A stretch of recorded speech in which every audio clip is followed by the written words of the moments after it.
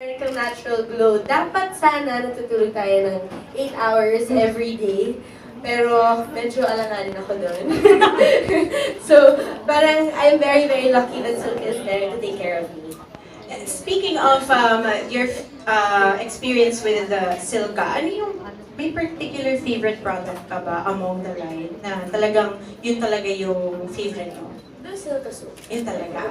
Ever since, it's always been that. The papaya soup. So I think for your fans, especially on Facebook now, they know what exactly to look for. Meron pa po dapat tayong mga tanong. We do have a mic ready for you guys. So please don't be shy.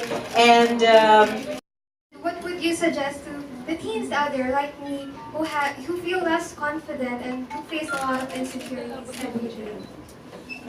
I love that question. Thank you very much for that wonderful question. I am very, very into girls supporting girls and youth supporting the youth. Maraming pagkakataon, I think it's because we live in a social media world na parang lagi tayong interesado sa ginagawa ng iba. Mas nandun yung focus natin kaysa sa ginagawa natin. I would like to say na do not compare yourself to another. The best person you can compare yourself to is the person you were yesterday. Parang always try to grow on your own kaysa sa tumitingin tayo sa iba. Kasi malaking distraction kapag ginamit natin yun to feed our insecurities. Na minsan mahirap lang, ako, biktima rin ako niyan. Lalo na sa social media, yung mga bashers, ganyan. Tao rin naman ako naapektuhan din naman ako dun Kaya lang, kapag doon mo binigay yung pansin mo, lagi ka lang nakafocus doon, babagal yung growth mo. Kaya just try to do things better on your own. At kung hindi mo kaya yung mag-isa, kasi minsan mahirap mag-isa, use your friends, use your family.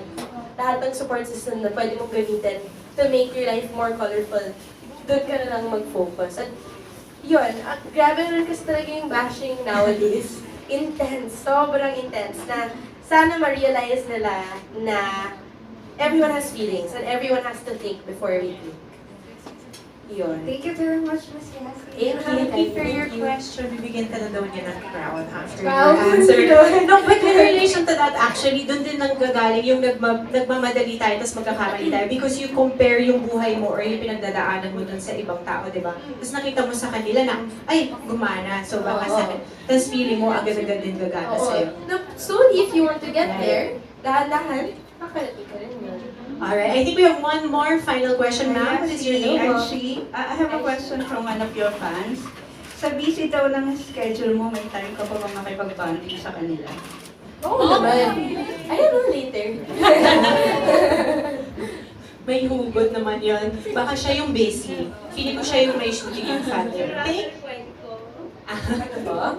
Binigay niyo yung pangalan. Si Russell. Hi, Russell. Alright. Thank you very much for your question. I think we're all good with the questions, pero I know they do have more questions for you later on. So, if you have more questions for Yassi, all you have